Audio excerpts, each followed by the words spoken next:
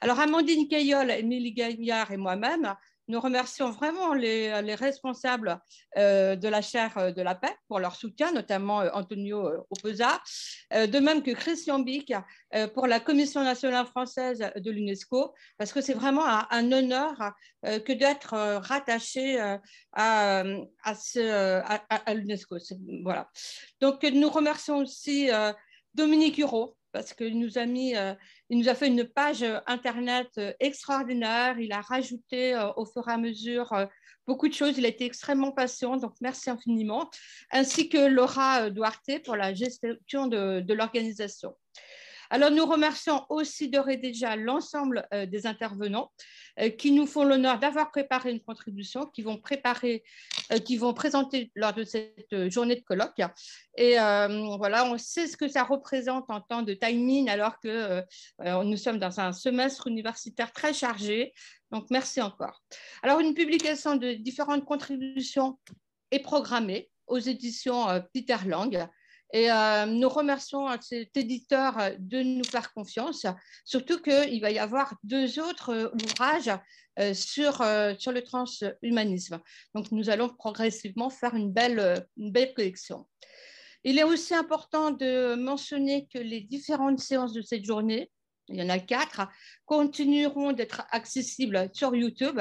Donc, c'est très important pour la pérennité en fait, de ces rencontres où il faut à tout moment que les gens puissent, en fait, s'ils souhaitent avoir des détails, être en mesure d'aller sur YouTube et pour pouvoir revisionner les échanges qu'il y a, parce que dans ces colloques, ce qui est très intéressant, c'est que non seulement il y a les présentations, mais il y a aussi beaucoup de débats.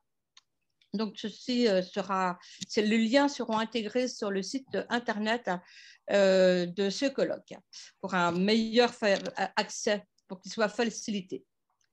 Alors, pour en revenir au colloque, le colloque qui s'appelle Animal augmenté ou transanimalisme entre utilité et protection.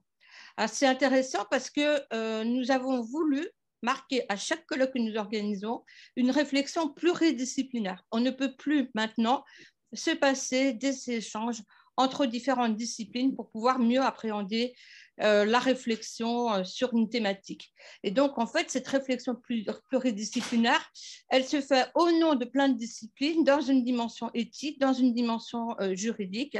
Et tout l'enjeu, c'est l'objectif de la paix durable avec la Terre. Alors, il convient en effet d'appréhender, de débattre sur les évolutions biologiques et technoscientifiques en cours et à venir de l'animal faisant l'objet de modifications, de transformations, d'adaptation et même de performance. Alors, la condition même de l'animal est transformée et augmentée par l'humain, avec pour finalité l'amélioration du bien-être de ce dernier. Aussi, toute la question est la légitimité d'une telle manipulation. La balance bénéfice-risque est-elle équilibrée? Les droits des animaux, de l'humain, de la nature, de l'environnement sont-ils suffisants en l'état? Constituent-ils des garde-fous protecteurs? Comment imaginer de nouvelles solutions en droit, bien sûr, mais pas seulement, dans toutes les autres disciplines.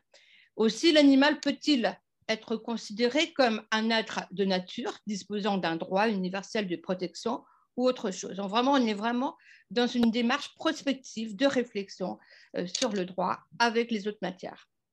Alors, pour répondre à ces questions majeures du transanimalisme entre utilité et protection, eh bien, nous allons envisager 4 tables rondes. La première interviendra sur une dimension sociale par des approches pluridisciplinaires, juridiques, historiques, philosophiques, mais aussi informatiques et médicales.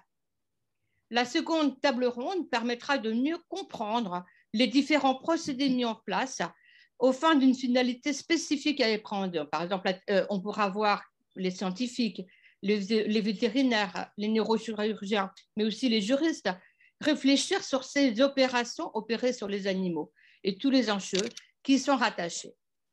La troisième table ronde posera la question des frontières de l'animal augmenté avec l'humain. De la chimère aux droits de l'homme ou encore aux droits de l'animal, il nous faudra appréhender cette transformation à la fois de la nature humaine, mais aussi de la nature animale. Et tout ça dans une optique de développement durable avec la Terre. Pour prendre de la hauteur, les mythes et les légendes apporteront certainement des pistes intéressantes de réflexion. Enfin, la dernière table ronde intitulée « Sur quelle protection juridique de l'animal augmenté ?» en fait, on aura pour finalité de réfléchir sur de nouvelles pistes de réflexion. Alors, on abordera l'ordre public, les bonnes mœurs, la dignité, mais aussi la vulnérabilité humaine, la personnalité juridique et aussi le patrimoine commun du vivant. Il nous faut en effet nous préparer plus que jamais aux évolutions à venir de la protection de l'animal transformé. Donc, il y aura d'ailleurs un autre colloque dans quelques jours qui sera fait par notre collègue aussi sur la protection de l'animal. Donc, vraiment, je dirais que c'est un sujet complètement d'actualité et nous sommes fiers dans cette chaire de la paix d'apporter notre contribution. Alors, pour prendre de la hauteur aussi sur ce colloque, on va avoir le professeur très célèbre Jean-Pierre Marguenot qui nous fera la synthèse. Donc, c'est tout un travail et nous le remercions vivement de nous faire l'honneur d'intervenir. Pour terminer, merci beaucoup à Amandine Caillol et à Émilie Gaillard de m'avoir proposé de les rejoindre pour la préparation de ces différentes conférences cette année sur le transhumanisme et le transanimalisme. Je peux dire que c'est vraiment une expérience extrêmement riche.